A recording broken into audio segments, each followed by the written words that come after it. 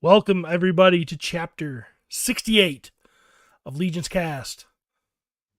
We're here, the two of us. I am Lord Steve Bishotti, and I am here with Emil wonderful... Wickman.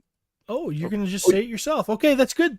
Can we do that again? I think it's more fun if you do it. I'm just going to sit and be quiet. Try again. No, I think that you need to be more assertive, and you're doing it. I see you're stepping up a little bit. You're climbing out of your shell. Okay, and so I like it. Can you just do the hand over to me and I'll pick it up? I am Lord Stephen Bishotti, and with me today is Emil Wickman. Nice. Thank you. We're here for a fun episode. This is going to be the most self-indulgent episode of LegionsCast, where we're going to talk to a couple of great creators ourselves. So, yeah, this is going to be a God's Fire centric episode. Emil texted me about a week ago, and he says, you know what? It's about time we use our platform to talk about ourselves. So here we are.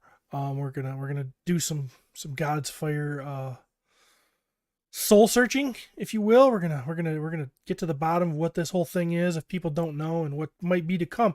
But we didn't want to do it alone. Emil had some better, not Emil, I'm sorry, Len had some better things to do, so he's not here, and so we brought on some friends. We brought some friends with us to talk about this stuff, right? Yeah, we did. We sure did. So, you want to bring them on now? Yeah, I think we'll bring them on straight from the beginning. We're all together in this. Okay, so well, we got first off, we have our other friend here that works with us at Wolf King Customs. You know, he works right on the factory floor with us. There we have Curtis Akerman. He's with us today. Hey, didn't see you guys there. How you doing? Doing great. Curtis is here, but we didn't just grab Curtis. We grabbed a couple of the more well-known, boisterous God's Fire fans that we have here. We've got Joe Gonsalves is here to celebrate. How you doing, buddy? Good. How are you guys doing? Great to have you on. Fantastic. Great to be here. What an honor. I'm definitely super excited for this opportunity. You're just excited that you have a day off work. That could be part of it, but I'm more excited that I have a day off of work because of God's Fire. What a combination that is. Working like 80 hours a week. Right. That was last week, yeah.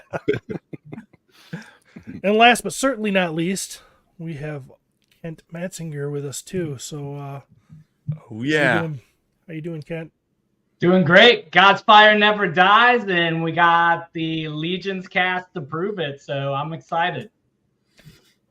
We do. And, me and Emil, we were like, we can't just talk about ourselves. Let's try to find some cheerleaders. Let's try to find some people to, fluff their skirts a little bit, spin around, make you think you're just going to see something, but you don't really get to because it's just lollies under there. So what you're saying is it's not good enough that you say nice things about yourself. You needed us to come on and say nice things about you too. Everybody can use a little reinforcement. So, gotcha. Absolutely. Just the way it goes. Yeah. And I had time to come out from under the bleachers to do a little bit of cheerleading. No problem at all. The girls under the bleachers are the real heroes out there. So,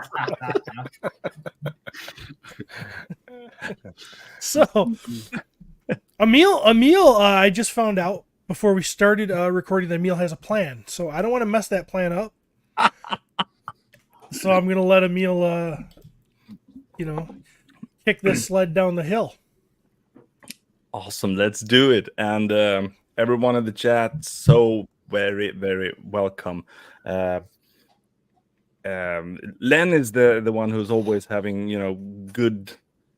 He's a great producer, so he'll take the chats and put them on the screen. Now I'm the only one with that access, but my dear co-hosts here, I'm going to include all of you. If there is anything you see, just make sure that we put it up. And you know, so that no one feel like, why didn't you put my comment up? Well, because Steven don't know how to do it, and then I'm gonna do some presentation here. If My they job say it is- like that, they don't deserve to have their comment up. My job here is so important. I can't be you know, can't Okay, be here. concerned with that sort of thing. I know. So, I'm just gonna start. Everyone who is watching this show right now, you know, Four Horsemen Studios, you know, Mythic Legions, the toy line, and that's where all of this started. Mythic Legions, an amazing. Oh yeah, Joe, you're showing off. Yeah, you're showing off right off the start. Okay, you have Frankenstein's creature. We're Nice not legs. jealous. I am Yeah. jealous. So, Mythic Legions. One of the great things with Mythic Legions is that you can pop the figures apart and create your own figures. You create your own custom figures, and it's super fun. So really early on, people started to put different parts on these figures. I'm not showing any figures at all. Let's just put up some figures so we have some. Emil, Yeah. I just noticed in the chat you said we should pay attention over there. It looks like there's maybe some Swedish in the chat. We don't read the Swedish because I've realized that everything that's written in Swedish in the chats Uh-huh. are from the purple guys, and it's all about tickling and doing obscene things that I think is not appropriate for this for this time. So the Mythic checklist here, just showing some figures here. Anyway, here we have a cool one, and I'm on. So people started to sculpt their own heads, even did 3D things to enhance their custom figures. So this guy over here, me, I also did that, as so many others did. Started doing some sculpting, and Stephen Bouchard,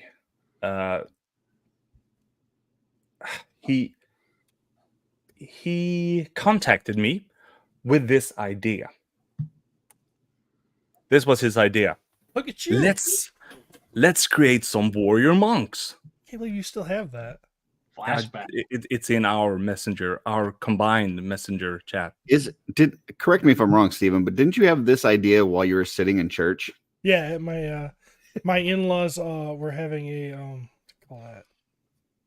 Renewing the vows in a Catholic church in Detroit, with the same church they got married in years ago, and I was not paying attention to anything that was going on. I was looking around the church because it was a really cool church, as Catholic churches can kind of be, statues and everything else, and I saw this really strong looking dude, but he was like I don't know who he was, probably a saint or something, but he looked like a monk to me, and he had a sword, and I said, that's freaking cool. And I was like, I want my own monk with a sword.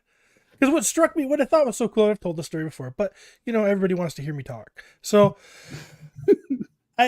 what I thought was so cool is that he didn't have any armor. And I'm like, guy's walking around with a sword, no armor. And I'm like, he's got to be a pretty badass swordsman, right? Because, I mean, he's like tempting. He's like, hey, look, I got a sword. It's almost like saying, hey, want to fight?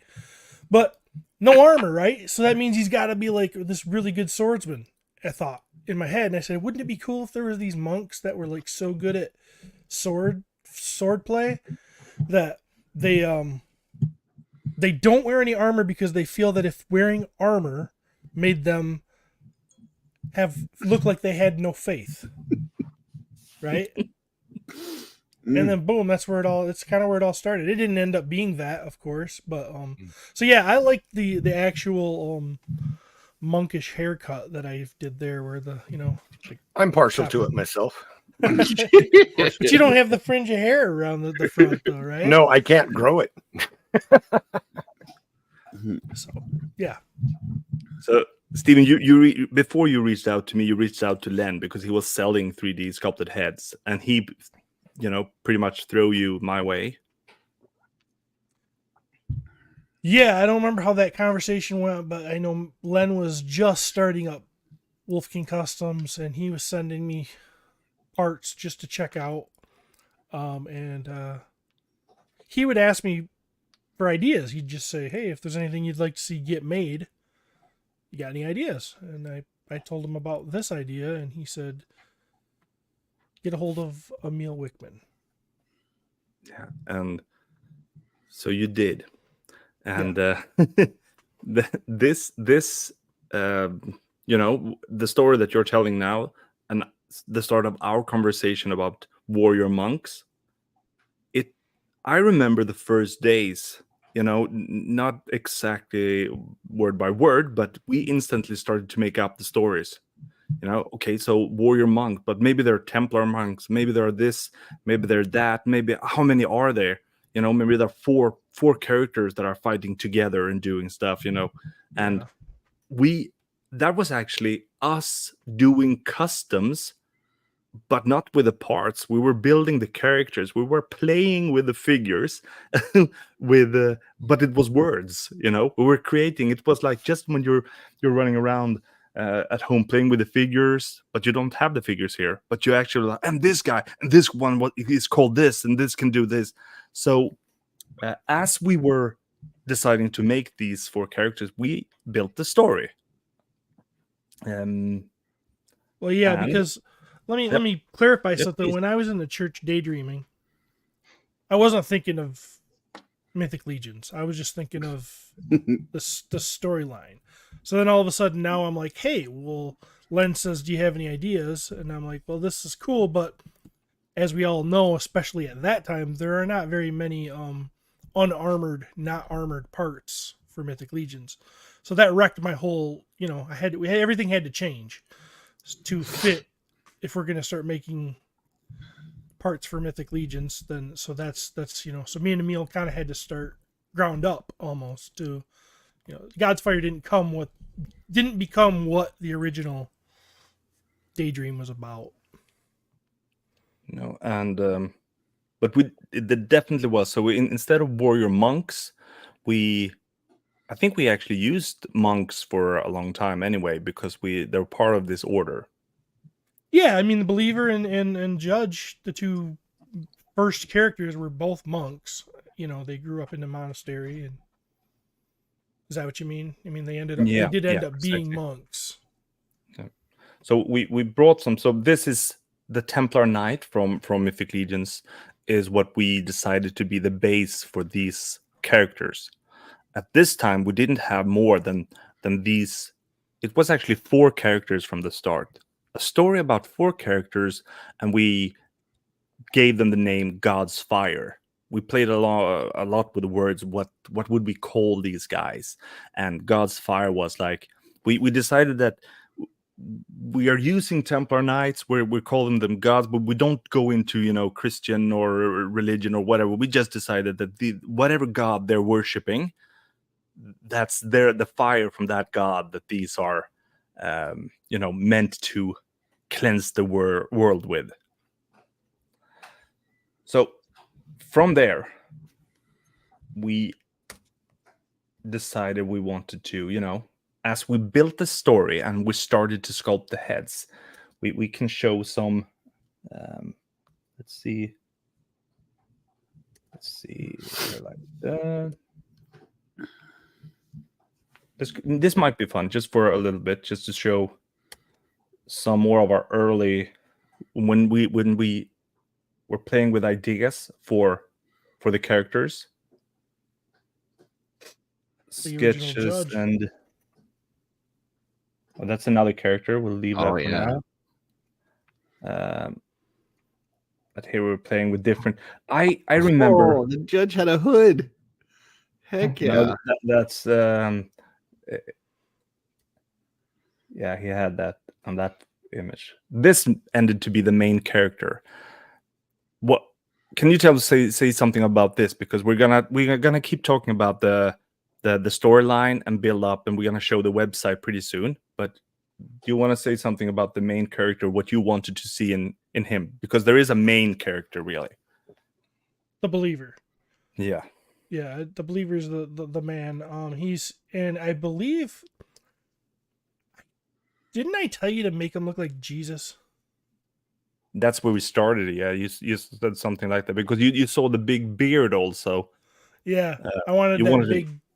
Yeah, I didn't. And obviously, he doesn't really look like Jesus, but that was the first direction, and then it got paired back into a, older guy. But the beard. That's a photograph of.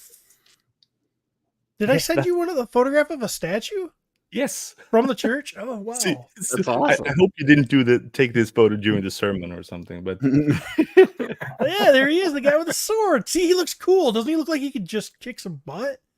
this might actually be the first role model for the believer. This statue. That's so cool. So these are our first conversations, and these are the two characters. These are the first sculpts before we refine them. But this to the left is the believer and the judge. Those were the first character that I know you had a pretty good idea about what you wanted them to be like. I was strongly against the beard that the judge has, and today I love the judge so much, the character, and I look at him and I like it because it makes perfect sense with his story and the character. But at the time, I was like, "Are you sure we're just gonna give him a beard like this?" Yeah. And you did it. What you do? Yeah.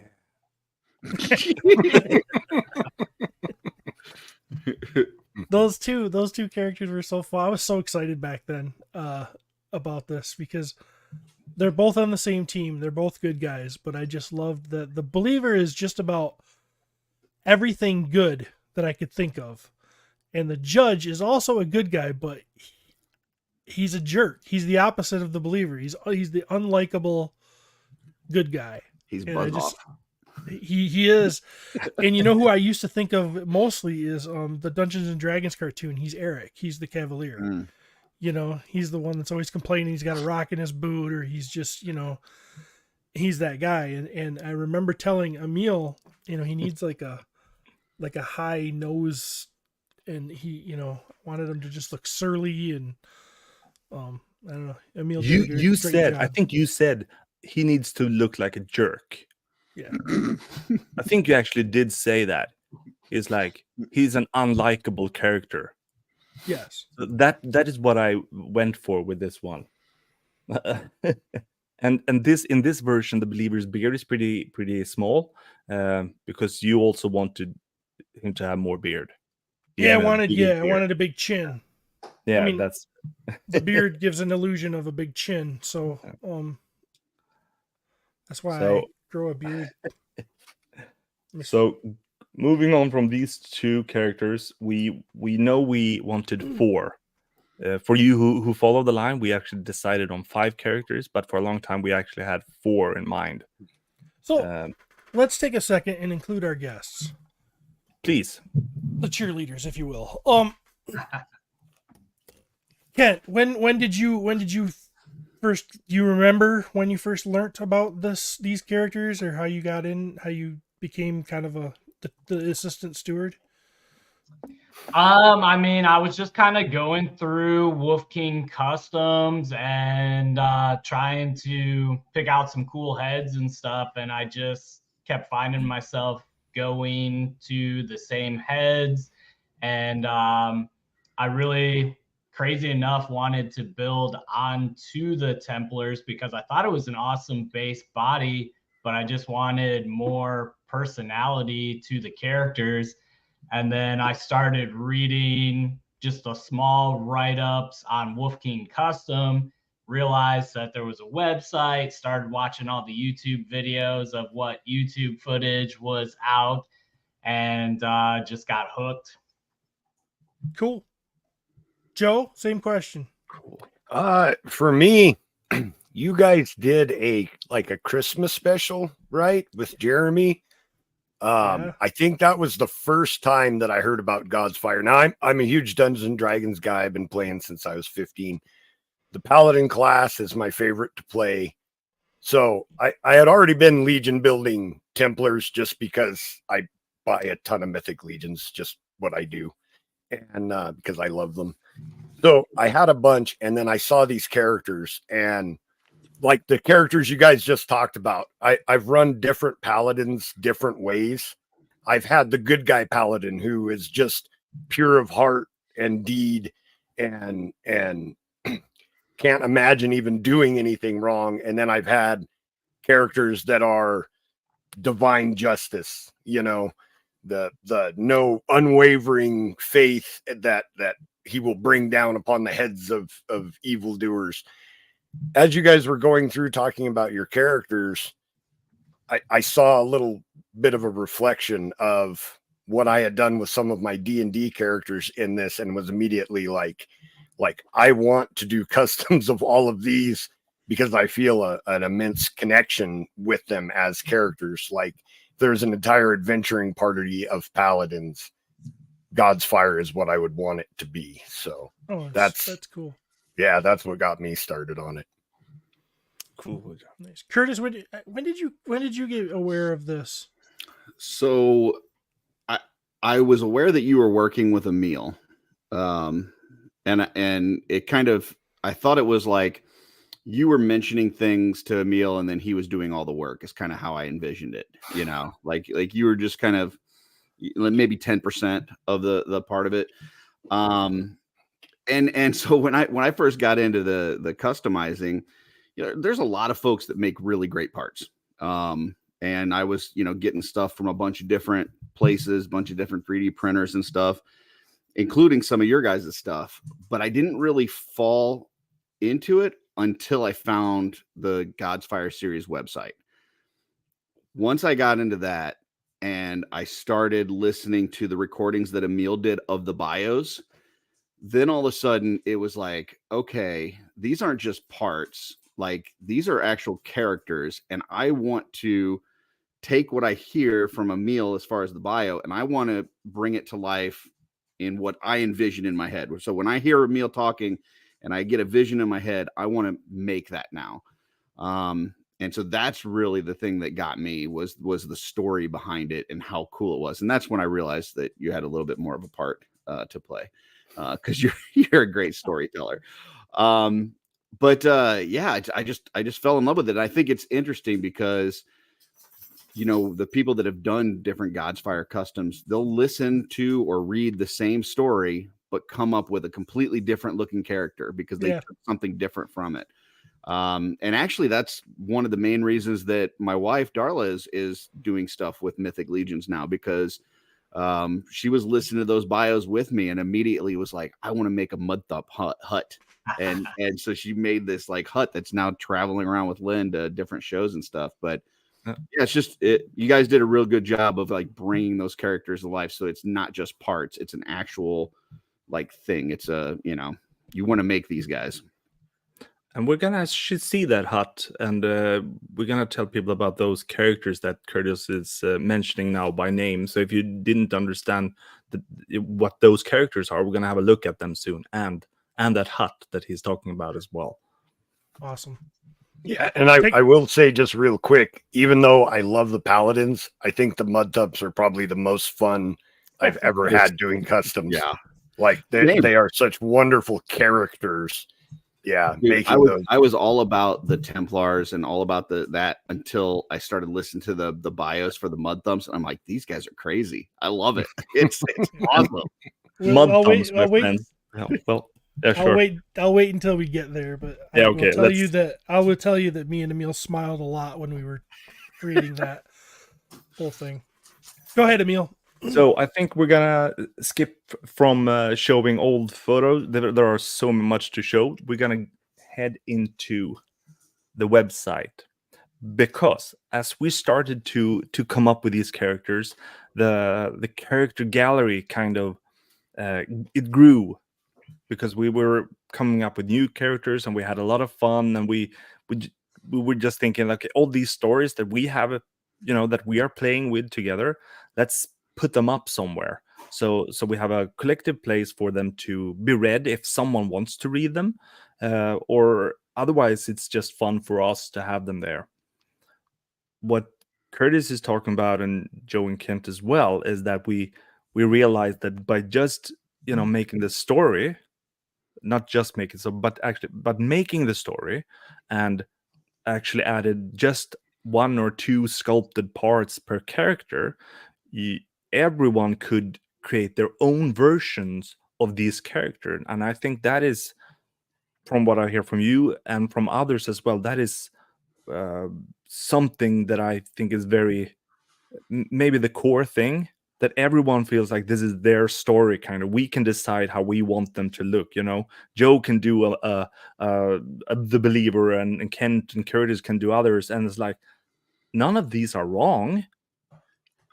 You're using the look of that character, and then you can listen to the bio about that character, the story of him, if you want to, and be inspired to create it. Have fun customizing.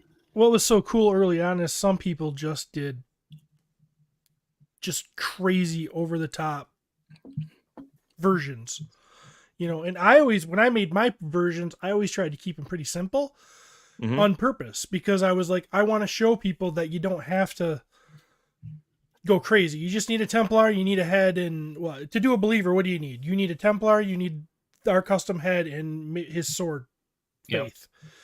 And you got a believer. That's all you need, But like one of Curtis's believers that he made was the pauldrons. It was pretty big, and it had a lot of I don't know, did you end up selling that? Yeah. So his believer was like totally like decked out, and but I always thought it was cool because you could take it as far, the individual person can take it as far as they want or go as little as they want. You still got the same character. I'm not what you would call an avid reader. All right. That's not my thing. If there's something that there's a book and a movie, I'm going to watch the movie. But the benefit of reading a book versus watching a movie is you get to picture it in your head instead of only seeing it the way that they present it. And that's the beauty of this thing, is that, I look at Stevens and his are like, all covered in like grass stains and mud and dirt and stuff. And then mine are all like, they look like they're just like completely clean and they haven't been in battle. And, like it's, totally different takes on them. So let's have a look. This is the website. I'm going to first say that at the top of the page, we have God's Fire and all the characters belonging to God's Fire. We have the other factions and other characters to read about. But I'll start with this one that we've talked about so far, the Believer. So when you go to the page for that character, you have an image of the character. And these are my initial versions of God's Fire. So this is the Believer. This photo is actually taken before we gave him his sword. That's called Faith. So that's something that we added later. So when you go to a character, you see the name of the character. We have, maybe he's called the Believer, but his name is Brother Lundberg. His age, if there is an age for the character, we can reveal. And this is something, me loving Dungeons and Dragons and character design of any kind, we were like, let's put some stats on each character, and maybe I also realized that is something that, you can bring in as a customizer, like, okay, Brother Lundberg is pretty high wisdom level here, maybe we should take that into consideration when we make the Believer, or not, but you can. So we have the strength, dexterity, constitution, intelligence, wisdom, and charisma. And so for each character we put up on the site, we basically like, okay, what stats do we want this character to have? There are some that have some quite funny stats, if some are smarter than others, etc. Then we have a quote, something about the character, just to summarize him: the leader of God's Fire and the best monster hunter in the land. And then we have the bio, and this is the story of the character. Excellently written by Steven. Steven is always the one who's writing the stories, except for Curtis has been he's written the bio for 2 characters in this. Oh yeah, too. 2 characters. But otherwise, it's Steven who writes the stories. So all the grammatical problems with it, they're all from me. Yeah, I used my Swedish skill to correct those. No, just kidding. I've added some more photos here, but the last section of each character is that people who have made their own versions of these characters or used the head in any way. So this we have Corey Fail, who's been using the believer head with the judge's hammer. Here we have a Kent Matzinger. Yeah, I know that guy. So what awesome. were you thinking when you did this one? So again, kind of connecting with the community, I knew I wanted this painted right, so I reached out to Zombie Eric to kind of do the painting for me. So he did an amazing job on the head sculpt and the sword. And then expanding, I wanted to play with soft goods. So those are Max Bird soft goods on the figure. So taking that base body and just really turning it into like a main character, in my opinion. Sweet. That awesome, and you make him feel like that. Give him a lot of extra details, and you have his sword, Faith. Yes. Just here we have John Caulfield's version of the Believer and the Judge. They look very European. They do look European. I was thinking the same thing. Euro God's Fire. Yeah. Here we have Luis Torres. Yeah. These really, are, Yeah, he I killed mean, it. these are among my absolute favorite versions. He did I a- don't he have to always- rank, and we don't have to rank that, but I love Luis' versions of these, and he knows that I love them. And he has also put in a lot of thought on his versions, like what pauldrons he used, and he ordered extra parts. These pauldrons are from Planetary Dog Toys. I like how we incorporated those. I think we have more photos of his customs, but then we have Van Johnson's here, who is God's Fire and extra character. Isn't that Van in the background there? Sure looks like Looks like it, yeah. And there are more. So That's the most serious I've ever seen him look. I love to see the group together. This is the Fallen and the Redeemer, 2 other of the characters of God's Fire. Here we have Curtis Akerman's version of the Believer, also using Planetary Dog Toy pauldrons. And this shield is also awesome. Yeah. That's cool. I really love what you're doing, Curtis. Thank you. And here we have Joe Gonsalves, the whole 5 characters. I like the blindfold on the Redeemer. Right? Yeah. When I posted it, there's another picture of him with it off and him with gray eyes. I just left it on. But I actually got that inspiration from an old, like, badly dubbed kung fu movie. It was the blind martial artist, and he would put the blindfold on and then kick butt. So I don't know. I thought that was, a good way to put a little bit of a twist on the character. I just tried to give them each a little bit of their own personality. This photo could actually be good to have up when we describe these 5 characters.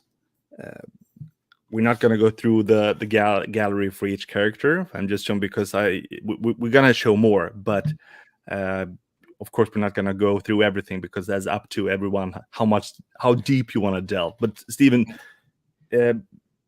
talking about the story, how deep we should go into the story, but the overall story, you want to go through that, or you want to these are the characters. We want to introduce one of the bad guys. Should we do that before you tell the story? I'm thinking of the first bad guy that you designed. Okay. I don't remember which one that was.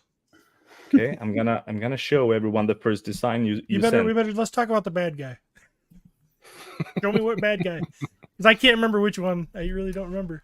Oh, yes. Yeah. Duh. And I know So- why I get confused because I don't. Well, I'm not going to. This was designed before we actually had finished the God's Fire characters. This is really early. You decided to. This is a bad guy I've been thinking about. Good and bad's debatable. I mean, it's there's levels of Yeah. gray. Leave that for now, Curtis. But you're right. This was not made. Okay, this was not made per se for God's Fire. This was just a helmet design I thought was cool, and I wanted to see it get done. And then when we started doing God's Fire, I was like, "This has got to be a part of it." And then this character, became one of the biggest characters in the story. So this is the Dragon Warrior. He became the Dragon Warrior. And this is cool because I really wanted to do so this is the early days, all right? And I didn't know if we could pull this off because I really wanted his faceplate to be removable to come on and off. And I remember asking Emil, "Do you think that's possible?" And he didn't even hesitate. He's like, "Of course. Why not? Why wouldn't it be possible?" When we started sculpting, when we started God's Fire, I had only sculpted a couple of goblins, a couple of orcs, an ogre, a vampire, and did a dwarf or two. That's all that I had ever sculpted. So we were new territory for in sculpting as well. Yeah, but of course we can do it, right? Oh, we did it, or you did it. So We did it. but I will say now this was completely sculpted, and then we went ground up and Emil went almost ground up and redid it. Remember, there was almost two versions of this. The second one is a lot better. And to show that character, let's go back to this website and talk about the Alliance. So, Steven, do you want, because we know what we have, these obvious good guys, the God's Fire, and what they do is to save people from evil.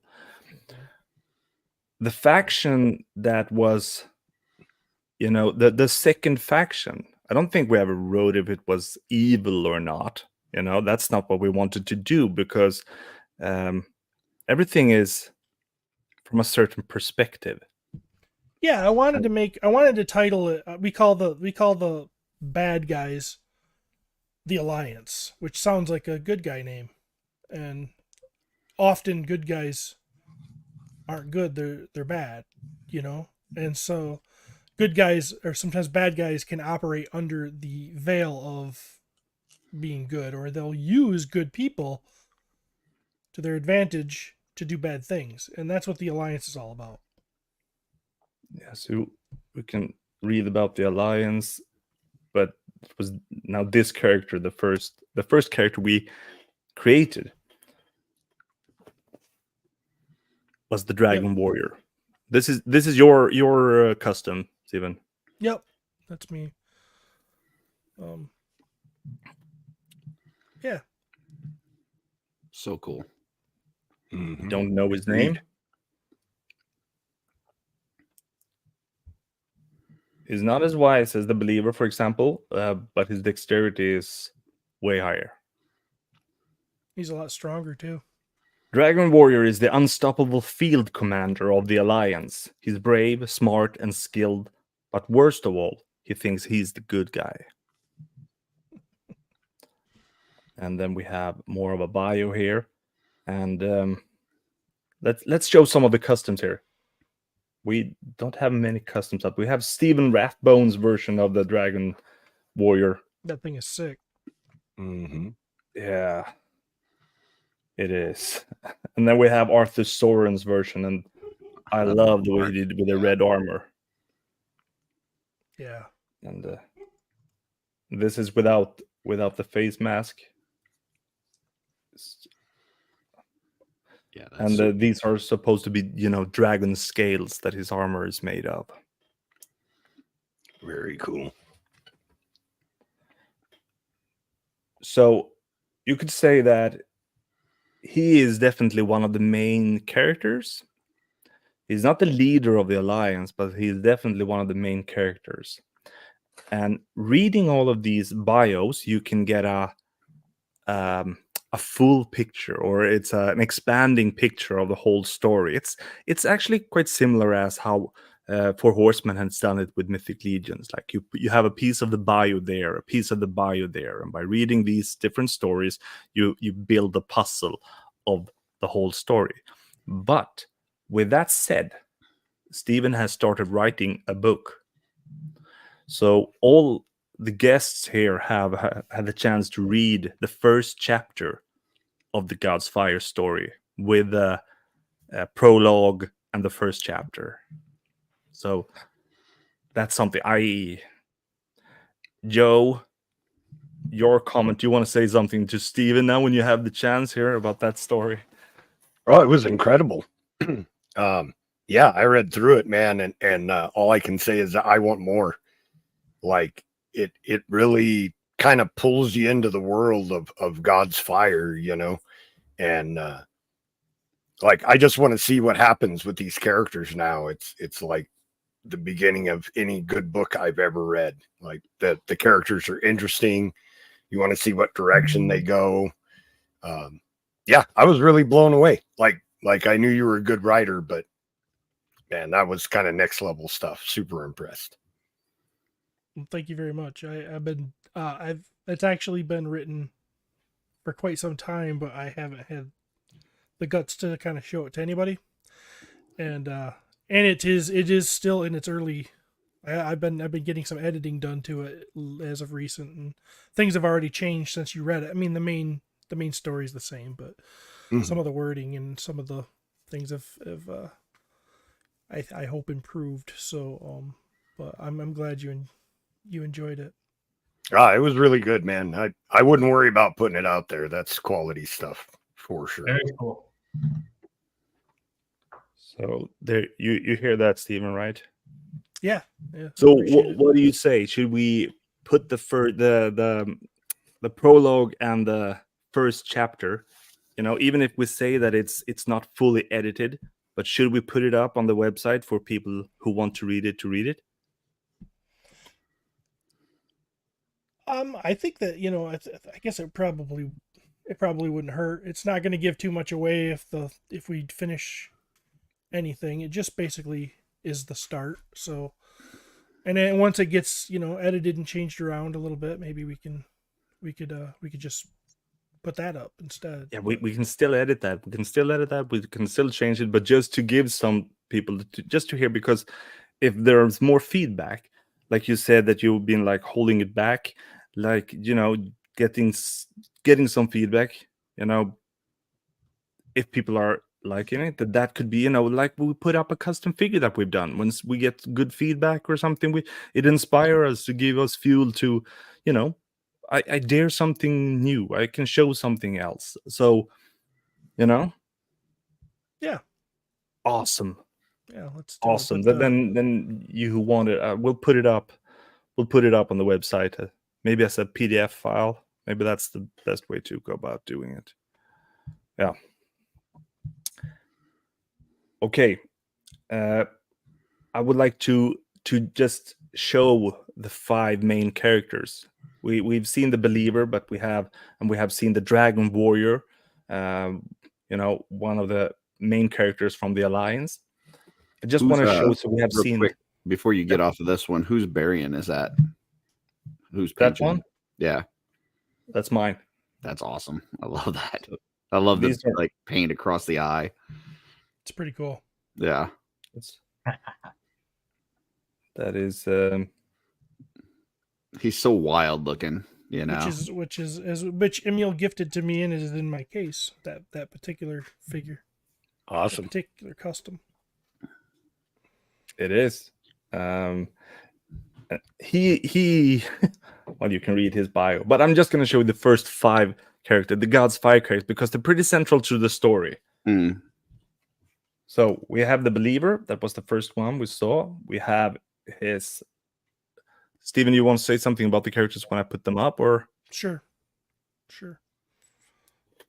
The judge, we've already, touched on him. He's the jerk, but he is loyal to the believer, and he is a great warrior, and shares a special connection with the Redeemer when we find him. Right. Their interaction in the story was fantastic. One of my favorite parts. Yeah. The believer and the judge. Yeah.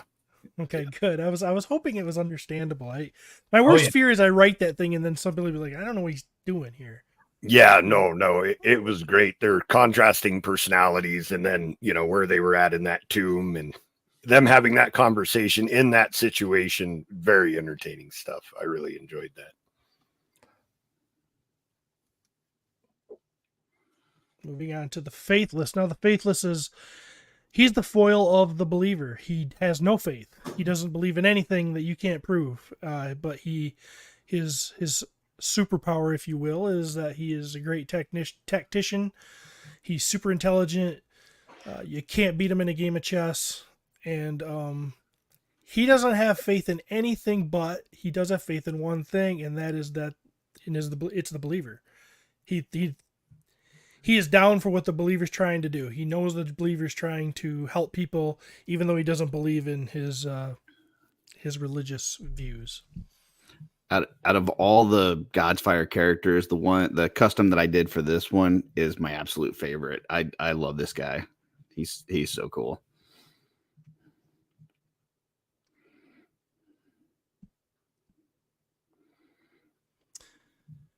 And here's the Redeemer. Now he's our brute. He is been altered. He is the product of witchcraft. And he was made to be someone else's brute, protector, thug.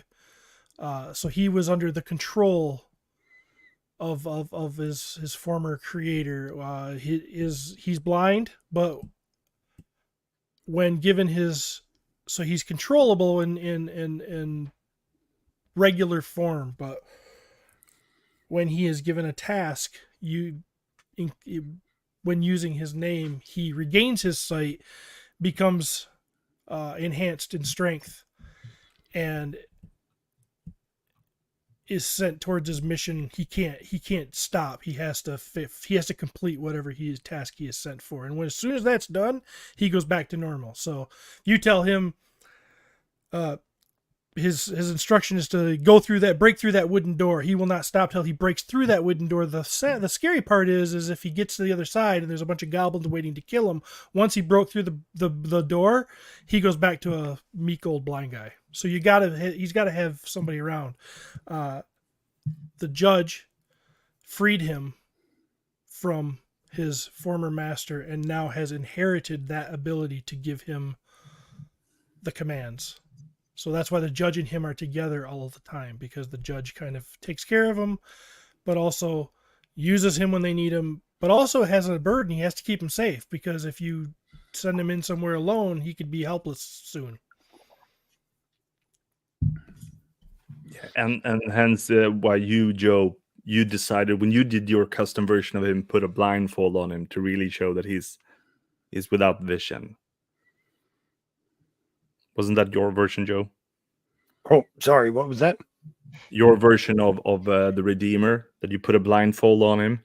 Yes. Yeah. Yeah. So, just reading the backstory, that would be kind of like he would wear the blindfold, and then, everything looks cooler in my head. But, then, like Steven said, he's given a task. He would reach up and slowly pull off the blindfold as he went forward to complete the task that he was given. Yeah. That's cool. I like that idea. It's a very D&D like puzzle of a character. So I will admit I've never played D&D, and I wanted to, but I don't. It sounds like something I would really love, but I've never done it.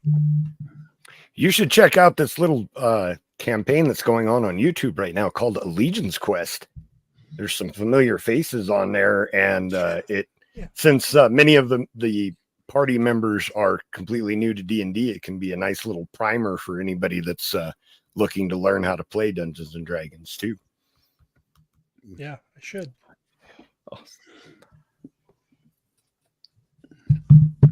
So these are the first 4 that we designed. And honestly, just a side note, for me, sculpting with the free version of the tool I was using, it stopped when I was working on the Redeemer. Doing these braids, or I mean, they're not braid. What are they called? Yep. I'd call them braids. Like Everybody dreadlocks? knows- Dreadlocks, kind of, yeah. You're talking about the rows, the corn rows on the side of it. I think they're called that on the side of his head. Is that what you're talking? I think that's the Nope. part that was hard. Talking right? about all of these dreads. Oh, They have okay. the dreadlocks. So it's impossible to use the free version to do that, or not impossible, but it was basically like you sculpt on one side, and then you destroy it on the other side, and then you sculpt on that side, and you destroyed it on this one. And there was a simple little button. You only needed to activate back face masking, but that was not available in the free version. So that little button is the only the reason why I bought ZBrush. No, Thank you, Redeemer. The rest is to history. make the redeem it, yeah. We're all glad that you did. Yeah, thank you. And then we have the 5th character. This is Emil's baby. Mm-hmm. It is. And I don't remember if this character, I believe we added him to the story because we wanted to do his mask gimmick. Is that correct? Is that what you remember? We had the 4 characters. They were pretty quick, but we knew that we wanted God's Fire to be a 5-man group. So this one was actually like, who is the 5th character? And you came up with the idea to have a skull mask that you could remove and attach it to his pauldron. And I fell in love with that idea. And so and it's many years since we did this character, and you can improve in sculpting, you can improve in a lot of things, but this is definitely the the sculpt that is closest to my heart. And when Steven wrote this story, he actually named him Emil Wiekman. So yeah, it's absolutely my favorite one. Is this is this your favorite character of the 5 Gods Fire guys, Emil? Or is it not? It might be your favorite sculpt, but is it your favorite character? For a long time, my obvious answer would be yes. But having, honestly, having gotten to know the characters, it's like I don't know. If I had to choose, but I mean, I only love this character because what part he is of the 5-man group. It's like the rest of them. That character's, the judge is cool and a jerk, but that's because we still have the believer at the core. The believer is the core, so that we can have the other 4 being, more, specialized in who they are. Their jerkiness or faithlessness, or, So I didn't give you an answer there. I don't know. I thought I was going to say yes, but you had this long answer instead. So this is, basically you can see his, when you remove the face sculpt. So this character is the scariest looking, but actually the nicest, just like the real Emil, or maybe I am the scary one and I pretend. Oh, Well, have you thought about that, Joe? I hadn't considered that. Now I'm a little terrified. Now. So going back to the start, these 5 characters, and just want to show you guys the rest of the start page. Here, for those who don't want to read the bios, I just read what we have here. Welcome to the God's Fire website. God's Fire is an expanding fantasy story based on Templar Knights. Just that me and Steven made them with based on 4 Horsemen Studios Mythic Legions figures. So it's like we know what we are building upon. And here we have the first 15 bios you can actually listen to. And I recorded these without the best audio equipment. This is the way to do it. For all you folks out there like me that don't like to read, this is it right here. Listen to Emil's sexy voice read these bios to you. Just The Believer. Brother Lundberg was a peaceful young monk living in a small monastery located on the outskirts of a small town. let's just leave it there. Ooh, it getting hot in here or what? I know, right? Ooh, those Turn up, dulcet yeah. tones. Mm. You can listen to them, and if you hit play, you can listen to them all after each, one after another. You don't have to. Emil's accent is perfect for God's Fire. For Oh, some reason. yeah. It just Oh, yeah. fits.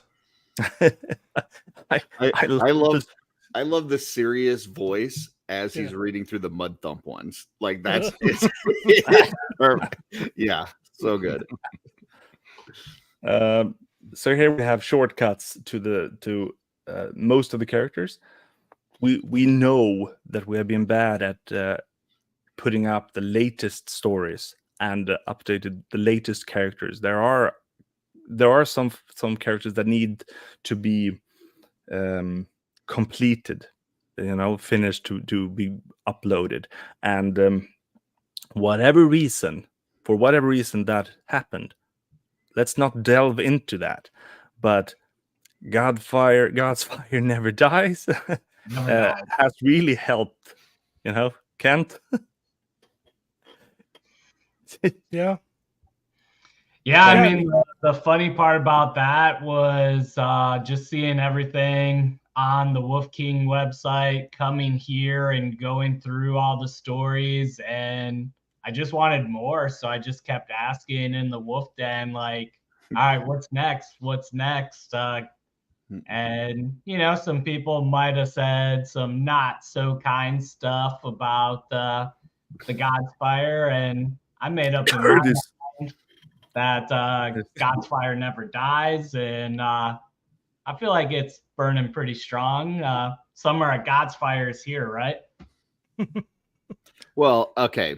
I mean, if we're gonna tell that story, let's throw a little context in here, because for a bit there wasn't a whole lot of God's Fire coming out, and Emil was working on his things, Steven was working on his things, and it's like the honeymoon period was over. It was like, yeah, it was great while it lasted, but now we're on to our own separate lives. So I'm just happy that you guys are working together. You're creating things again, because I think there's no better partnership in the 3D world than you two. So, Well, it's like when you love a TV show and the first season ends and you're just like, oh man, I can't wait to see what's coming next. And then they're like, oh, we decided to cancel it. You're like, no, I wanted more. So I think that's kind of how we were feeling, Yeah. But then Netflix picks it up and they're like, you will get more. And you're like, yeah. So that's kind of how this emotional roller coaster has been. Yeah. yes. We were arguing about this last year at LegionsCon, weren't we? I'm glad there was people that care. For Oh, sure. of course. Me too.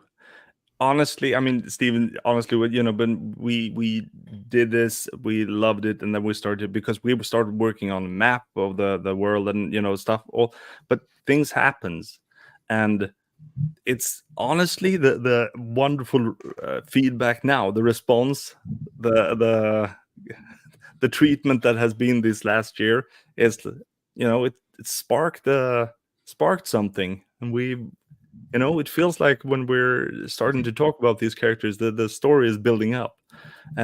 Things were planned, a lot more were planned for this summer. But long story short, life happened. So there were more plans, but let's just say we are back at it.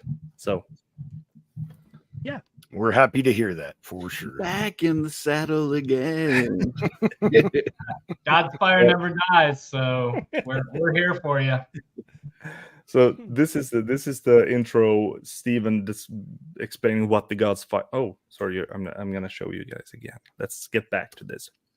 At the end of the start page, we have this short YouTube video. That's Stephen reading the intro about what these characters are. The gods fire. What's Tita Pa? Watch. Oh, Okay. ah, Don't you know Swedish? no, we don't. I'm learning today. Yeah, okay. It's gonna be English for you guys when you. So, now we have the characters. We mentioned the alliance, and the main conflict is we know most about God's fire, and we should probably say something about Lord Perosa as well, Stephen. Yeah, Lord Perosa. He's a bad guy. He is the bad guy. If you were to say this is Star Wars, he's the Emperor. He's Emperor Palpatine. He's the puppet master. He masquerades as a good guy to some. So a lot of people don't know. He has the kind of the double identity thing going, and but yeah, he's really playing both sides of certain conflicts, and yeah. And in our first act, our first story, although I haven't written or decided how it all goes down, because I kind of like to leave a little bit of the story open-ended. I mean, if gonna do a book, it won't be, but as far as our little bios go, but yeah, this is he ultimately is getting defeated in the first act of this whole story, but he's not gone. He's not gone. Here we have some other versions of him. Louis Torres version of Perosa, and Arthur Sauron's version. I like that because he looks like he could be good. Yeah. Mhm. I've had the parts and soft goods laid out for what I want to do with this character for so long, and just have never gotten around to actually painting it and completing it. So I've got to get that done soon. So about him, I mean, and when you talk about things, that's what gets you back into being creative. Make you pick up the parts again. From King Castle Sieger here, I like this gray area showing that it's not black and white, and it depends on who's looking at it. That is really one of the main things that we wanted when we tried to think about all characters from their own perspective. So it's, I mean, I kind of most do nowadays, right? Mm. When we were younger, we could just say these are good, these are bad. I mean, it works perfectly in Lord of the Rings, for example. We know who's the bad guys and who's the good guys. But writing a story today, you need to have this perspective of who's good. That people are driven by their own sense of what is good. You want to believe that even the villain thinks he's the hero, like, because nobody really wants to be the villain, like, so Lord Perosa does. But in the story, there's a giant story in my head, and in my story, I don't know if it'll ever get to be fleshed out as good as I would like it to at some point, but there's a lot of side flipping that would happen in this.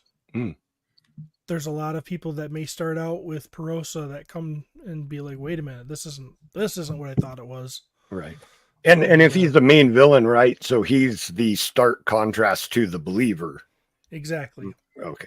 Yeah. So the believer is completely the believer's good. the believer's never gonna go bad. He's right. not. So, and so in all of this, with the God's fire and the alliance and stuff, like good, bad, where do the Mud Thumps fall? Where, The Mud We are Thumps. getting there right away. okay. Just so you know, there are, for the God's Fire, there is a bigger storyline behind them as well, as the big order that they are part of and all of that. So as a contrast, Perosa being the leader of this, the alliance, Believer is not the leader of a great order. He's the leader of the group of God's Fire that are part of a bigger order, you know. So that's the difference. So we have fleshed out some of the ideas between what God's Fire is and the Alliance are. Well, we just talked a little bit about what the Alliance are. I'm gonna leave you as free to read the bios and delve more into that. Like what Curtis is asking for now. You can read about characters from these factions, but let's talk about just some side characters, some things that are going on in this world, the story world that we call God's Fire, but are have potential to be, you know, how would you say, Stephen? What about They're having parts in the storyline, but it's Yes. not the main characters, but it's right? They might not be the main players in the game, but they're definitely they're a part of the world you want to visit because you can have a little more fun. yeah. Is my kind of thoughts. I like that. The Pure is another faction. Basically, we have more characters than what are put up here, and I apologize for that we haven't put them up. I have to say the Pure is one of my favorites, just because of you guys were talking about, you know, like bad guys that think they're the good guys. Yeah. That's the Pure. And I think that is an excellent concept. You know, they're in the good guy faction. They're like, you know what? These guys aren't good enough. Yeah, They think they're being more good than the good guys, but they're actually, I mean, from our perspective, not Extreme. Yeah. extreme. I'm gonna show you guys the picture of the leader, and this is a sculpt and a photo by Steven. So if it started up me sculpting and he's doing story, then we, you know, branched out, so we're both sculpting because we're enjoying it. And the leader of the Pure is the Unyielding. Yeah, he's not a good guy. No. Again, I picked the name The Pure because it sounds like it would be wonderful, right? But it's not. Right. Yeah. So Kent, we have this other bios and factions. Do you have any favorite characters or you know, factions?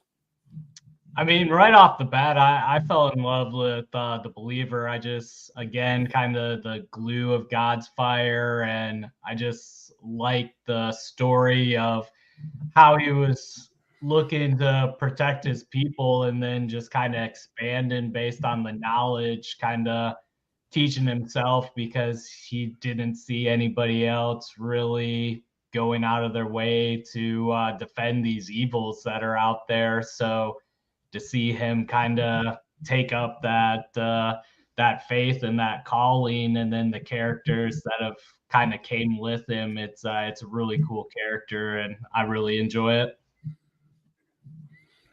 Did want to mention real quick while you were on the Pure, the general on there is one of 3 live sculpting sessions that Emil has done that are on YouTube. So those have been a lot of fun, and this was one of those characters that had a lot of fan interaction in creating it. So just want to throw that out there in case people don't know about that being a thing.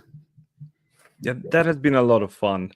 We've been doing a live sculpting session just like we're doing now, but I'm sculpting, and Curtis has been in charge of the chat and also taking in reading what everyone is saying. How should we shape this character? How should we make it? I know I will be the one sculpting, but how are we making it together? So it's like kind of like our first idea. I mean, Steven, when we started, you know, we're having fun. creating is so much fun. So we'll probably do more of those. If I mean, I love doing those. Oh yeah, that's awesome. It's and not to try to make Emil's head too big, but the fact that he can sit there and start with like a ball of clay, a ball of nothing, and then take all this input from everybody, and then at the end come out with something that looks absolutely amazing in that short period of time is astounding. So Very cool. Thank you. This is one of my favorite sculpts to paint. Yeah, Really. me too. You have painted this. You have this head sculpt in a smaller scale as well, right, Steven? Yeah, I did. For G.I. Joes, or I mean, for Action G.I. Joes, yeah. G.I. So he Joes. looks like he's got kind of like a Major Blood look for a G.I. Yeah. Joe or a Valaverse kind of guy. That's cool. And I want to say that as well. Kent, it was both Kent and Curtis and me who did the last sculpting session. So it's like, so other bios and factions. We have a number of different characters here.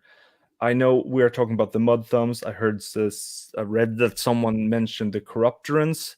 mhm. So I think if we just mention the Corruptorans, and I want to mention one character before we go, and this is all Stevens. Please tell us about Kugai. Kukai is silly. That's just it's like one of the very first attempts at sculpting for me. And I don't know, some could say the results are okay, I guess, maybe. I love it. I know it was like your first one that you put out, but I just love the facial features, the expression, the story that goes with him that matches the facial expression. Like, I don't care that this was like your first one. I think it's amazing. This So, is comic relief for me. I wanted this. You know when you watch a show, like a series, and you'll have episodes that are really important, and then you'll have an episode that's maybe a little bit more swashbuckling, a little more adventure, and a little bit more silly. This guy would be the guy for those adventures, and he is he's a guy that thinks he's a god, but he's not. This spoiler alert: he's not. He's just a normal guy. And he has this confidence that he is a god and that he can't be hurt. weren't you inspired by like the Monty Python movie? Life of Brian. Yeah. How he thinks he was born in the stable next to Jesus, and he thought he was. So it's kind of like that, yeah. So so the funny part is he's got a good heart. He wants to do right, and he bumps into God's fire. But when he's kind of an annoyance to God's fire because they have to kind of keep him alive. Yeah. Yeah. It's extremely. Yeah. We have this. Yeah, there's a bio up Look at here. his charisma. Look at his charisma line. 100%. 100%. His wisdom is only 32. Yeah, so he compensates with charisma. He's got all the riz. This is Steven's baby for sure. And I remember when you mentioned this the first time, and I didn't, I don't think that you got the amount of response that you wished for from me. I tried to get you to sculpt it for a year. And you wouldn't. He just would say, "Yeah, we got to get to that. Yeah, we got to get to that. Yeah, we got to get to that." And so we had so many sculpts to do. There's so finally, many I was like, "I guess I got to get ZBrush and try to figure it out myself." I don't think you like Kugai. Didn't you say something like that? Yeah, I don't think Emil likes it, Kugai. Anyway, so here, it's just a very fun side character, and I have a question for Steven. The name Kugai, is that a play on cool guy? Yeah, he thinks he's a cool guy. Okay. I actually just realized that 5 minutes ago when we read it this time. I haven't understood it until now, but that's because I don't speak English that well. Neither do I, Emil. It's fine. Okay. So, And another thing about him is he's really good with the ladies. Oh yeah, he's got all the riz. I mean, he's off the charts with charisma. Come on. this is Steven. If Steven was playing D&D, this is him. You know, it's like, hello, ladies. So that's one of the corrupt He's a runs. bard for sure. Yeah, He's definitely a bard, but that thinks he's a barbarian. right. So he plays it as a barbarian, but he can't success with his hits, of course. But Right. anyway, the corrupt runs, there's something totally different. And this is one of the groups of characters that me and Steven have a lot. We have a lot of background on these characters, and we have just been thinking, you know, for long, not to reveal too much about them. But so these were the first.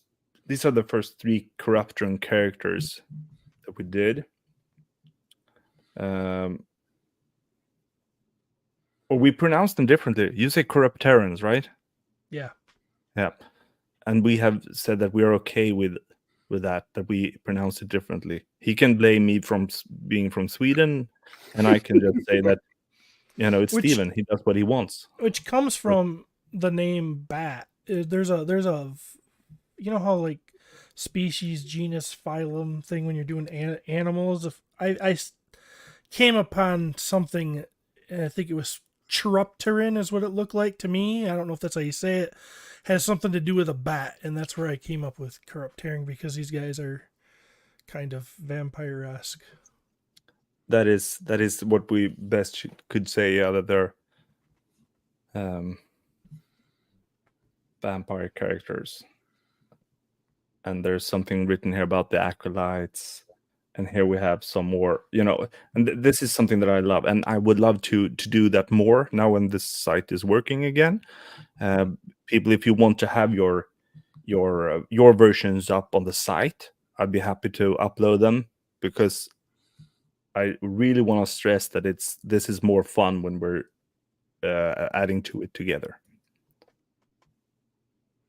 Louis Torres, Corrupterans. Those pauldrons have been used for a lot of not Corrupteran stuff, which is great. But they're some pretty sweet pauldrons. They are. I used them for my general for the pure, because I thought it looked like something that he would wear. Yeah. Awesome.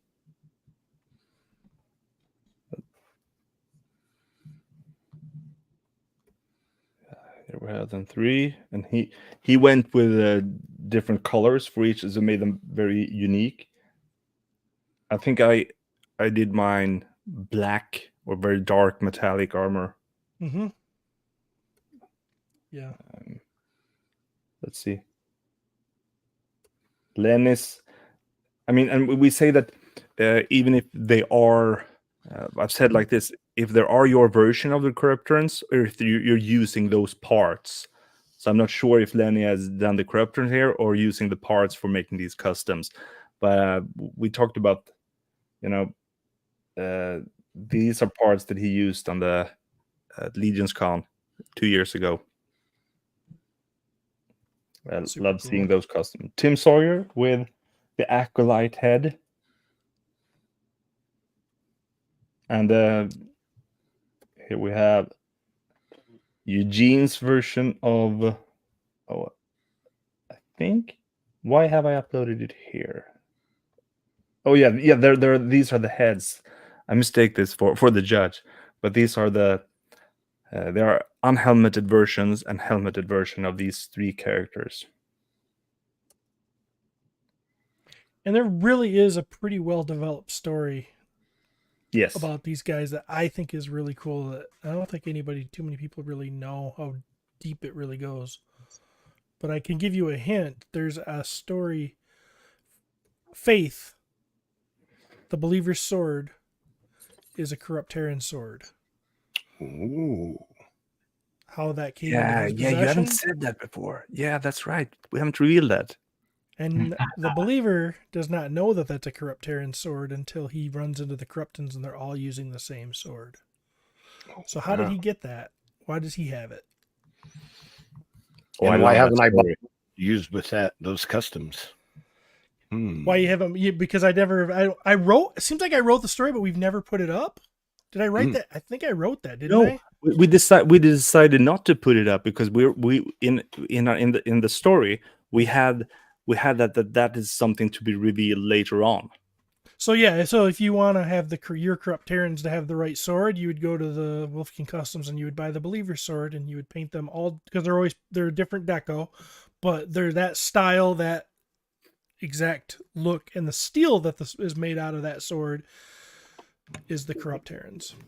When you put up the customs 3 years ago at LegionsCon, Yeah, all of them had that sword. Yeah, I believe so. Oh boy, I hope that more info on that is coming soon. That was a cool display with the three of them. Like, didn't you have them like on a spinning display? I did, yeah. And again, those pauldrons that Emil did, I painted every set of those pauldrons differently, and I highlighted different parts of his sculpt, kind of like how the horsemen do it. And at a glance, you'd swear that they're not the same pauldrons. You know how that, because there's just that much detail to them that you say, well, this one I'm going to highlight the skulls, and this one I'm not going to highlight the skulls, and this one I'm going to, and it really is it's a fun one for people.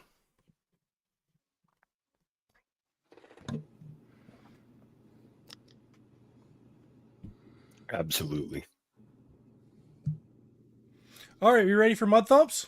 Yeah. Let's do Mud Thumps. Kent, There you go. ready? So Go get all your goblin friends. This is time. the Mud Thump family. We don't have a photo at the top here. It comes later down. We have the characters. Steven, do you want to tell the story about the Mud Thumps? Yeah, I mean, what I remember about the Mud Thumps is we decided that we wanted to make we wanted to make a goblin family, and we wanted to do something different. We've been doing Templars. Let's do something different. Let's make a goblin family. And the first goblin I created was an ogre, I believe. Let me see if I can find Of course, that. why not? Yeah. So, I thought it would be funny to have an ogre that believed it was a goblin because it was raised by goblins. So Momo is, I think it was the first one we did. I'm not positive, but it was definitely the first idea we had, or I had. And Yeah, I think that's the first one you did. I mean, yeah, decided on. You can't find him? Yeah, well, we have customs of him. I was just looking for your sketch. Oh, okay. Yeah, I did sketch this one. This one's pretty accurate too. I mean, to what I sketched, Emil did it. Like, if there was a sketch for Perosa, but my sketch looks nothing like what Emil did, which is fine. I'm only slightly hurt, but Momo, he did just like it. So I'm only slightly hurt. Yeah, it's like you're saying, yeah, we could do Perosa like this, and I'm like, yeah, we can. Let's not. Yeah, let's not. That's basically. I mean, at least you did something. It wasn't like Kugai, you just ignored me. But okay. Anyway, we have a lot of illustrations there. Wait a minute. I'm gonna show you something else that I just found before we move on. That is an illustration of Kugai. Oh yeah. That is awesome. That is. Oh my goodness. That is the coolest thing I've ever seen. It's okay if I show this, Stephen? I didn't ask fine. you. That's fine. So this is the Charmy Kugai. That is fantastic. So that's what he sees in his head, right? Oh, yeah. Well, I mean, in my opinion, that would be a scene that would happen in the show, and she thinks he's this stud, But then when he walked around the corner, he screws up and she doesn't see that part. Right. Awesome. You know. Love it. Love it. And next to Kuga is actually Momo. And this is so fun. It's like, let's do a family of goblins. Okay, here's an ogre. So Momo's the baby of the family, and Mama Mud Thump found him as a little baby, and she just thought he was a little older than most goblin babies, but it wasn't that he was older, he was just bigger. And he grew up to be a big hulking, or in the muscle of the family. So I don't know where Emil's going, but next with the pictures. Let's let's start with this one to just show. Here we have Joe's version of the Mud Thump. The Mud Thump. Oh, darn! Wait a minute. Yeah, here we go. So we have Momo in the back. Mm-hmm. Did you say that they are like a mob family? Yeah, I kind of looked at this. They're like your organized crime. Organized crime. And Momo in the back, he still thinks he's a goblin. Yes. So everyone else realized that he is not. He doesn't, and they use him. Yes, he's not bright. He's not bright. He's dumb. He's easy to, Yeah, he's the muscle. Mama loves him. He's the muscle. So, who else do we have? Just show the Mama in the front. I love Basically, Mama. the custom parts that are from that we have at Wolf King is the head, the torso, and the wig. Yeah. Yes. Mama wears a wig because she likes to be pretty. Mm-hmm. And then we have brother. Yep, that's her eldest son. That's Bobo Junior. Right? Bobo Jr. Yep. Bobo is her deceased husband, so that's Bobo Jr. And he is the heir apparent to the family. You don't say that he's deceased anywhere. You just say he's not there, right? He disappeared, right? Yeah, he just walked away and never came back. He went out to collect. He went out to collect some money, and he never came back. Yeah. There are rumors about what happened to him. There are rumors that he's dead, but there are also rumors that he just didn't want to be among them anymore. And it's like he's not the perfect father, I guess. But they're just rumors. Truth, we might find out. Went to the tavern to get some smokes. Right. It's horrible. Mama took over the business, and she raised it with her two kids, Bobo Jr. and Luna. So Luna. All of these have so much personality. Mm-hmm. It's just so much fun. Like finding different parts to use with them and everything to each make them unique, but part of the same family. I had so much fun with these. Yeah, my goal is to take the Billy and make a new musical tribute figure each year.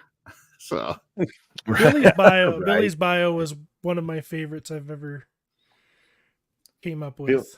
Billy is here in the back. We have better, close up of him and Curtis versions as well. We're gonna see them soon. Billy almost didn't happen as he is because Emil was very resistant to the mullet. The mullet mohawk. Oh, darn. Yeah. So Billy is a cousin and he has a mullet. And he didn't have a mullet at first. He had no hair. And I sent the question to Steven, what hair should we give him? And he instantly said mullet. And I was like, almost had to Google the English word for it. And I was like, no. And I said, yes. And that we share this with Jeremy and Len. And it's like, okay, Steven says that we're gonna give him a mullet, but we can't do that, right? And both of them were like, yes, give him a mullet. I was like, so he's a bit. He has severe. I mean, to in human terms, he's quite restless. Yes. ADHD. Yeah. Yes. He's always going to be slapping something. Yes. And one of the inspirations for his face is actually a hyena. Oh, nice. That kind of feeling. Wow, That's I think definitely getting clipped for Purple Yeah. Gang. It's a small screen. in Mud Thumps the movie, you're doing the voice of Billy. Right. Oh, I would love that. And then we have the little brother, Yes. Loco. Loco, he's nuts and he needs chained. He needs to be chained up. And walks. Didn't I write that he walks on all four a lot of the time? Yeah. Yeah. He I like this version with Joe where you had armored arms and like this piece between him makes him, that torso works well. Yeah. I don't know. I had that one for a while. That was, and I'm going to draw a blank on where I got it from.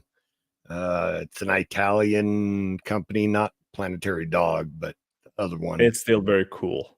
So But it's it like is cool. And just looking at the helmet that he had, I just thought that it all went together for the look, You could say that Loco, by the way, might be the only one who doesn't realize that Momo is an ogre. Maybe. Right. I Might don't be know. because they hang out together. Because Momo's the only one that's nice to him, right? I think that's what I wrote. Well, actually, isn't it Luna who is using Momo? I don't remember writing that. Luna's the one that bakes that uses poison to get her way. Yeah, in her- so with her baking habits.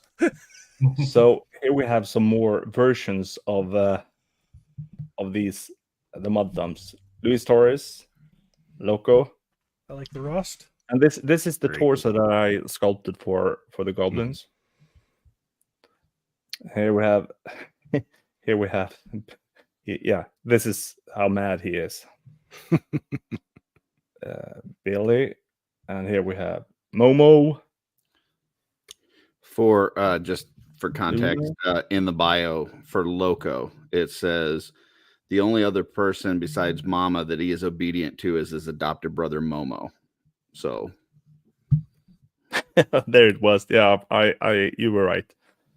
And here he made brother big and bulky, armored up, and I think that was a cool idea as Yeah, well. I like that. I like that a lot. Definitely.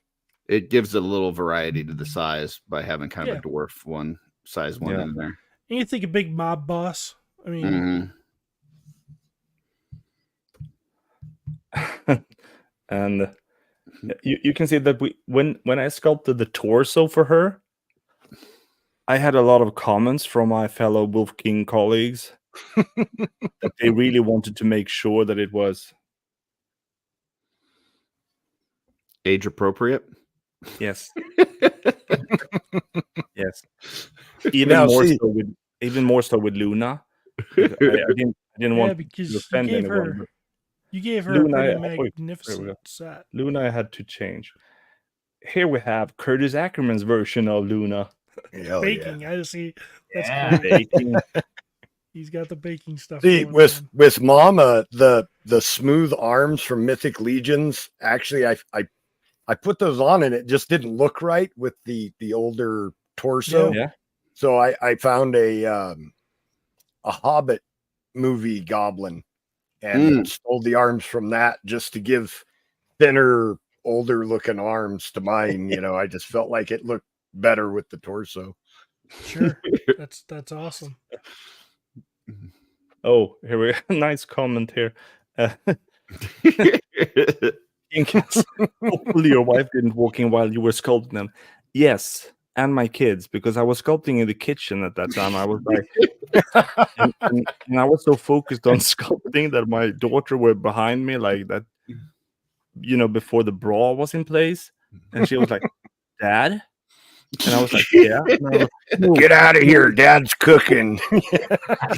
it's not what it looks like, isn't it? Well, Yeah, but I mean, it's a goblin. I mean, no, well, whatever I said You're- just didn't feel you're Yeah. European. Isn't everybody walking around topless around your town? used to. No, I'm just kidding. I mean, let's not go into details about that. Sweden, you know. So let's go through the rest of the Mud Thump photos and then move away from the characters and just move forward because we are 1.5 hours in, so we're gonna wrap this up. But we need to take a good look at these, and I mean, these are your darlings, Curtis. Mm. And here we have Momo with quite bulky Loco. Yeah, He's well, a that- strong guy. Loco's Been hitting that beast. gym. Yeah. They work out. Yeah, they have that. I believe that was Planetary Dog, where they had a torso that kind of went from a 2.0 to 1.0, and I liked that kind of size to him to make him a little bit more scary. So Hell yeah. I think it was cool. I was quite surprised when you did him red, but it was like, well, that's a cool idea, you know, because, and like I said, this has been one of the most, it's probably the most fun thing to see the characters like reinvented in so many different ways. It's like so much fun. And here we have her mama, Mud Thump. I mean, this is the most, how should I say it, fresh version of Mama that I've seen. She's Well, she's ready to go to the show. this came from, I think you and Steven were on like Legion's Lounge or something, and you were talking about the Mud Thumps. And when talking about Mama, you guys were talking about how Bobo Senior just kind of disappeared, and that she needs a new man to help around the house and stuff. So this was my version of her going out to find a new man to help around the house. With the high heels and everything. That's somehow she's more dressed than, but it's like I'm just gonna not comment. Let's move on. She has And Betty here? Davis eyes. Curtis. There. Comments, So Curtis. good. I freaking love this one. Yeah, I mean, just the musical nature of his bio. I wanted to do something that was instantly recognizable. Because if you're doing a tribute of a human being, but you're not using human face, you gotta have something else, whether it's color or whatever, that's going to pop. And so this was the first one that I kind of thought about. And then this year I did the Death Leopard one. So my goal is to try to put out a new one each year. But we'll see.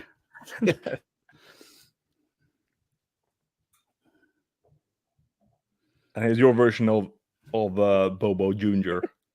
You're very Yeah. militant. Fighting the Predator. Basically, yeah. I don't know. I was just in the mood to kind of do something camo, and yeah, it just kind of worked. So That's awesome. Yeah, Hell yeah. Rocking the My Wife's Gonna Kill Me cleaver. yeah.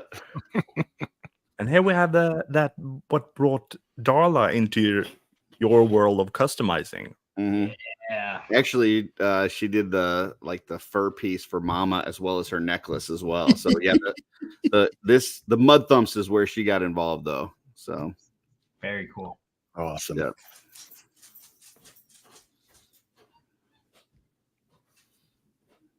And this is on display at, is it that was it's 2 years ago? 22 at Legion's Con. Yep.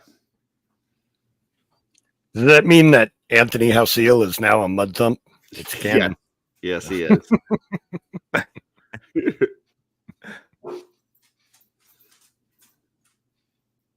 And Tim Sawyer's version of Loco. Nice. Love it. And and you included So you guys were on a show. You and Stephen Emmel were on a show, and Stephen mentioned that Mug Tug was in the employ of the Mud Thumps. So that's why. And I love that sculpt anyway. So when I did that character, that's why I included him in my group. See, it's not just what you put in the bios, it's also what you guys say during interviews and stuff. It Yeah. into our creations. Well, we're nerds too, so we're Right. like hyper focused on what you're saying, like picking apart everything you say. Right.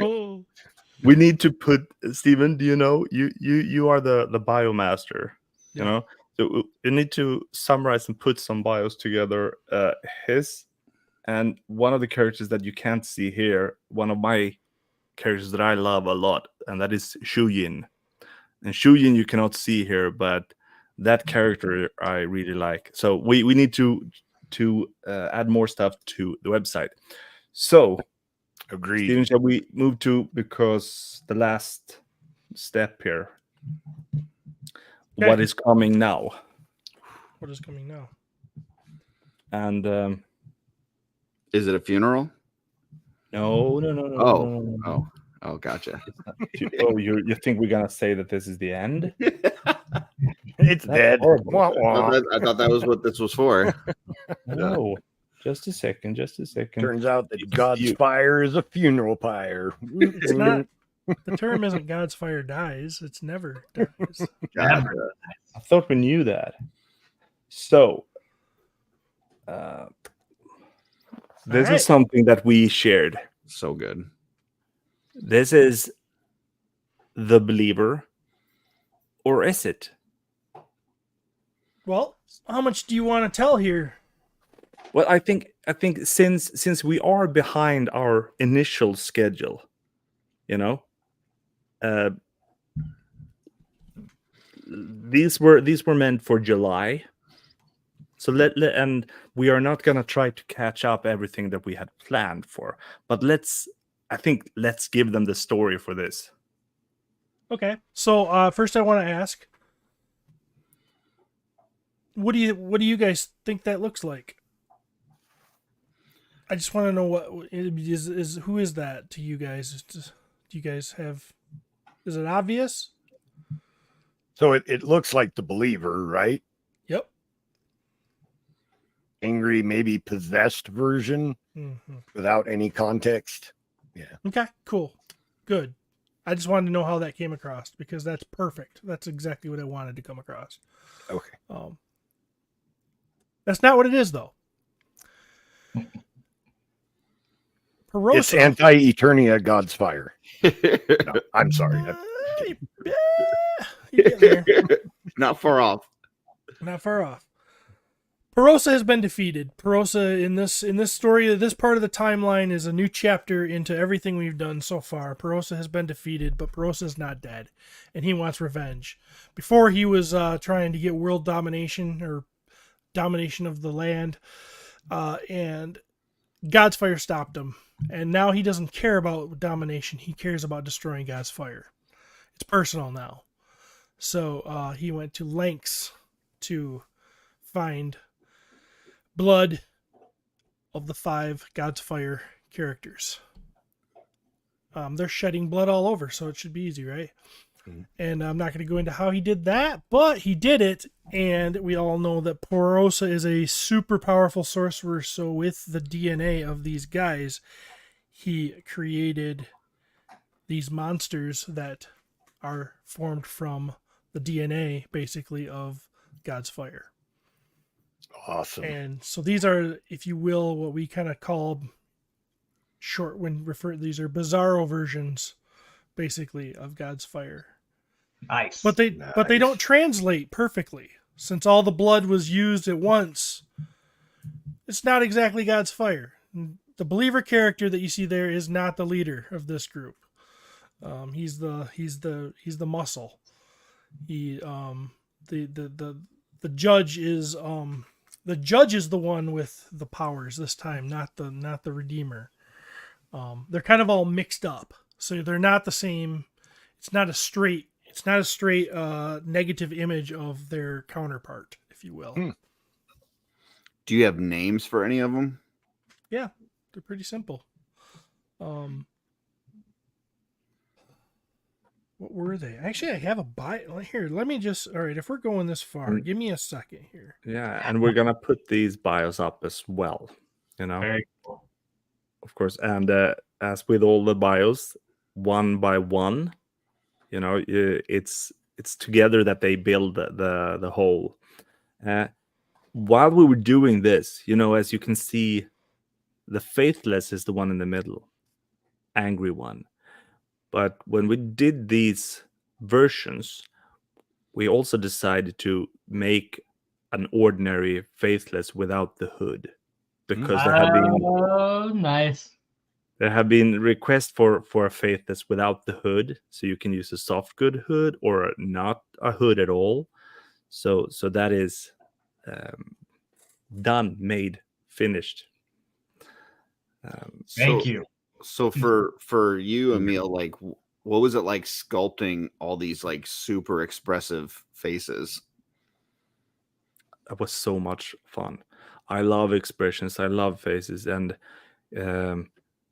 I was at first I was a bit not scared, but like hesitant to revisiting the old God's Fire sculpt, since that's the base that we started from. Since those were among my first sculpts, would they even be worth going back to working on how the files look and stuff like that? And I was quite happily surprised that I still really like the characters, and just realized that just giving them expressions, that was extremely satisfying. Just, I mean, even if you just want to have an aggressive believer, you don't have to go the bizarre way of painting him, but still have this version of the God's Fire characters going into battle. That I think there's a lot of judge is awesome. I think there's a lot of photographers that are really going to appreciate, toy photographers that are going to appreciate these head sculpts. Yeah. Awesome. Yeah, that open mouth judge is just phenomenal. I love him. So I will share Dark Believer's bio. Lord Perosa, after hunting down the blood of God's Fire, uses his dark magic to raise 5 evil monster versions of the God's Fire team. Although the essence of the God's Fire members remain in these demonic creatures, they are not pure recreations. Dark Believer has Lundberg's physical characteristics, but this undead abomination is not the brains of the evil team. This creature is the muscle of the group. He carries the Fallen's rage and need for revenge. He can barely speak and often disregards orders, but his dedication to the destruction of God's Fire is unmatched. So Awesome. I love your reading, Stephen. I love that you're back in writing the bios, because I always enjoyed you putting these up. So it's like, Get him. So then we move on to the Faithful. And each of these bios starts with the same little tag thing. Lord Perosa, after hunting down, blah, blah, blah. Although the essence fire remains the same, it's not pure recreation. The Faithful embodies the Faithless's physical being, but unlike the analytical Faithless, he is highly emotional. He is the most uncomfortable in his own unnatural body. He is the only one of his brothers that is torn with his only reason for existence being to hunt down and destroy God's Fire. This does not deter him from his mission, though, since he wishes to get the distraction of God's Fire behind him so he can pursue his own evil plans. Nice. That's cool. And I have one more written, and that will be the judge when I find him. He was a little bit later. That's a cool photo. Mm-hmm.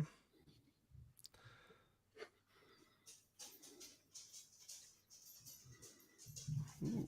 Okay, so the judge is now the judged. Nice.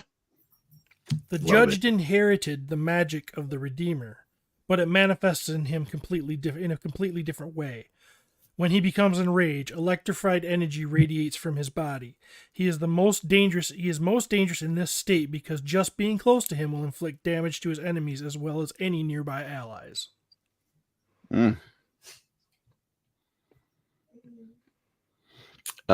Nathan, King Castle Sieger, ask, so the judge is super nice then? No. Is he not a jerk? I think all these guys are jerks. And then I don't have a figure to show you, but if you want, since we're doing this, I can reveal the bio for what will be the Redeemer. Do it. Absolutely. His name is the Agony.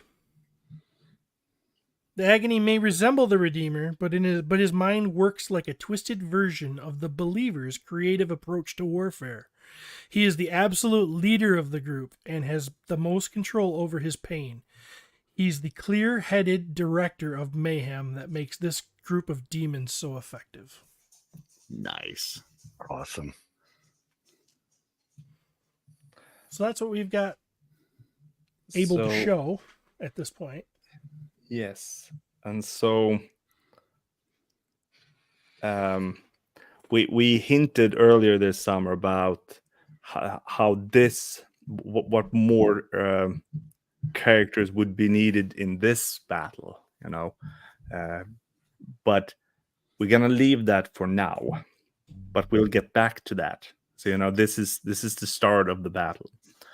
One more thing that I want to say is that for LegionsCon, we are preparing what you say, God's Fire related sets, God's Fire story related sets that will be limited at LegionsCon, and those parts will be might be available later on in a 6 month or year after, so something maybe they'll be changed, but we want to have some exclusive sets for LegionsCon. I'd like to pre-order mine right now, please.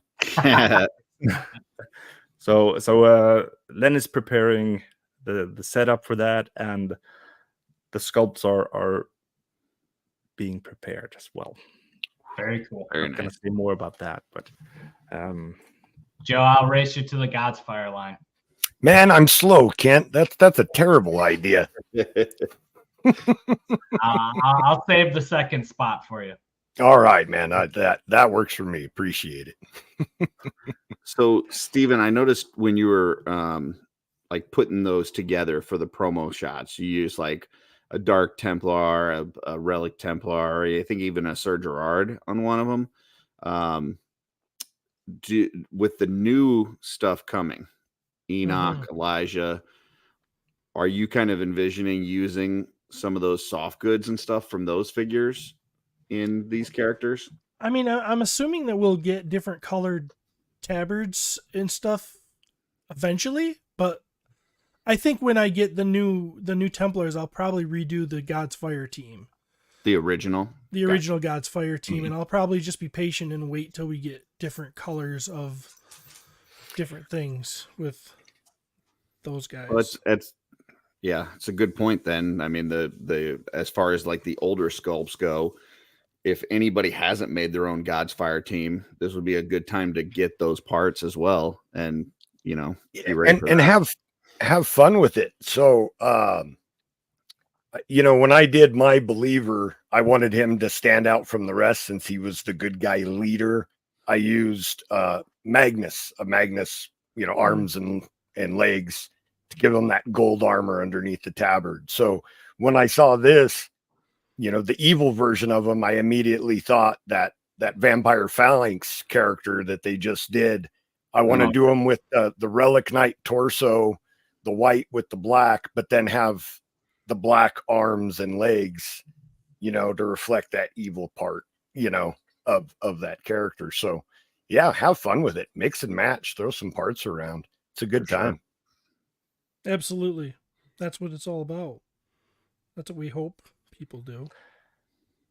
Well, the Dark Templar and the Relic Guard are on the website, so Yeah, they're definitely a good time to pick up some parts and scoop up a Mhm. few figures to be ready for LegionsCon and some exclusive God's Fire coming at you.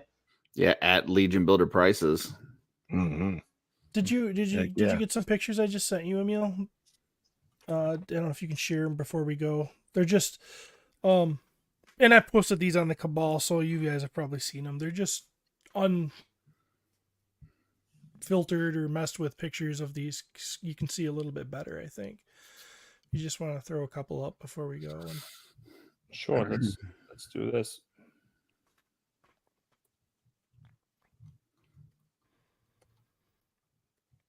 So I have a question about the Fallen. Is it Yeah. going to be a human face on the mask that comes off and he's a skeleton underneath this time? That would be cool. wow. I don't know, Emil. What do you think of that?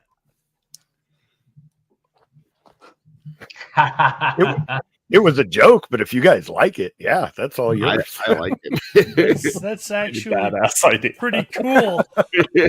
A blank human face. Yeah. that can be scary sometimes. Right. And you just take it off and there's a skeleton underneath. Or maybe it's a human face over a human face. That would be cool too. Right. Maybe. I like that idea. Huh. Let's see. Because I mean, that would be creepy as heck. Somebody rips their face off and it's just a skull underneath. Yeah. Yeah, if the features on the face are kind of smooth, almost mannequin-like, you know, This and they is grab like their face and take it off, and there's a skull underneath. like Joe. We've already decided this, and now you're coming here with some awesome ideas. I mean, No, feel free to not use it. Also, originally it was a joke. It's Curtis's fault. I was just kidding. Joe, I really like it. Great joke. I love it, but I am. What are I'm those? gonna leave that as a I embrace it without a comment. Well, I've commented a lot already, haven't I? What are those pauldrons, Steven? Those are actually ones that were designed by Zombie 13. They were for his set. He has okay. Yeah, and Those are awesome. Very cool. I like I just that. thought They almost were look like an insect carapace. They Mhm. look segmented and kind of sweet. So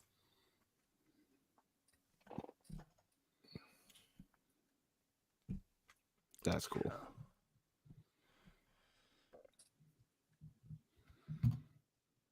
Yeah, man. I really like how that. That's gonna be so much fun. Mm-hmm. And this when we did this, and Steven was like, one more hair strand. And I was like, one, and I was like, people are gonna hate me for this, painting hair in the middle of the face, without painting the skin. And he was like, "What did you say, Steven?" I said, screw them. If they want to be good, they can figure it out. That's what he said, and I was just like, "You'll get another strand of hair." I love the chains on this guy too. Yeah. those are Yeah, heavy. those are just chains from Marley. I just clipped them and Awesome. Wow. Yeah. This with that paint job, it feels like this face looks quite realistic. This. Mhm. That's it for now. that's it. Oh man, well those are great reveals, guys. Super Absolutely. impressive. Yeah, Yeah. Thank you Really? for sharing. Definitely fun. yeah. Really Yeah, looking forward to and all getting the these. behind the scenes stuff, like the sketches Yeah. and stuff. That was awesome. Mhm. Yeah. Cool. There's a lot of that stuff, but it's we It should belongs see on the website. Mm-hmm. it. Yeah. So Especially here we those, have from those coup guy drawings. I mean, that belongs in a museum. Oh yeah. he tried to get me the Cougar for so long. I've just been enabled, Jeff Evans. I'm going to do a clean originals and new expressive war-faced versions of God's Fire. Time to collect Kent Templars. Or hold for Nice. Necro. Yeah, that's the. Yeah. And I've honestly been thinking, I might switch. I might mix the parts from the old Templars and the new, because there are things that I think would I think there are combinations there that I think I would like more. So it's going to be interesting to try them out. Cast, there we go. Those gold trim Templars have come down on the secondary market too. Oh yeah. It's like making a D&D character, and playing D&D, making the character, that's part of the most fun. So when a character dies, it's like, no, it died. Ooh, I can make a new one. Right. Yeah. I mean, that's Legions did it first, but like the Hero Forge, where you can build your own miniatures for D&D, that's almost like playing with your Legions figures, just piecing everything together and coloring it and stuff. Yeah. So for sure. Well, awesome. I think that's a show, right? That's a show. That's a show. Right. So I'm just going to give you some music. Oh, yeah. Thanks for joining us, everybody. I hope you enjoyed the look that we just took at God's Fire. Maybe check it out if you're interested. Thanks for coming, and guys, hang out a minute after we close the show. Take care, everyone. Hi, everybody.